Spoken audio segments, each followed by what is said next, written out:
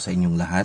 Welcome na naman sa another episode ng ating vlog, na kung saan our today's episode ay kung paano po ba kayo magpapareserve sa akin ng inyong mga RTL at battery cages. Unang-una po, aalamin nyo po kung kailan yung availability ng RTL natin. As of now, ang available po natin ay December 11. Meron pang konti na available na pang December 11. So kapag sinabi po na available po, sa mga oras na to, available pa po siya as long as hindi pa po na ipapareserve. Doon po kasi tayo dumidepende. Pag magpapareserve kayo, kailangan yung magbayad ng 50% nung amount na gusto ninyong bilhin. As long as hindi pa po kayo nakapagbayad ng reservation fee, ay hindi pa po siya considered na na nakabook. First come first serve po basis.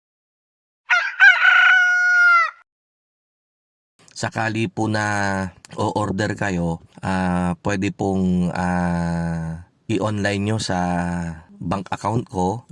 Ipra-private message ko po yan sa inyo, yung account ko. Sydney Lumboy po, wala na pong iba. Hindi po siya Mang Mags, Sydney Lumboy po yung account name ko. Tapos, pwede naman pong, pag gusto nyong pumunta rito, pwede rin naman po yun. Magkikita po tayo dito sa aming restaurant sa Dagupan City. Sa may po yan, Sydney Seafoods Restaurant, De Venecia Highway, Dagupan City. Sa presyo po ng RTL, 360 po yung RTL natin, isa, plus delivery charge.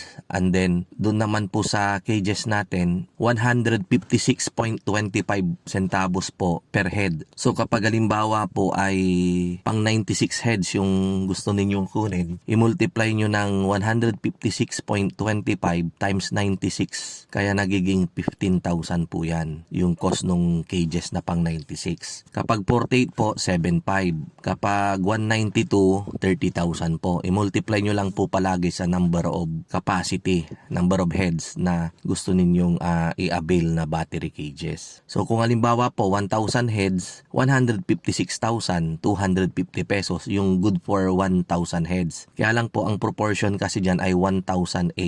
So 1,008. So multiply nyo po ng 156.25, lumalabas po ata na 157,500. So ganun po palagi. Ayan, yun po yung simpleng pag-compute. Sana po nabigyan ko kayo ng kasagutan sa inyong mga katanungan regarding sa kung paano nga ba magpa-reserve ng RTL sa amin. Kita-kita po ulit tayo sa mga susunod nating vlog. Thank you po and mabuhay.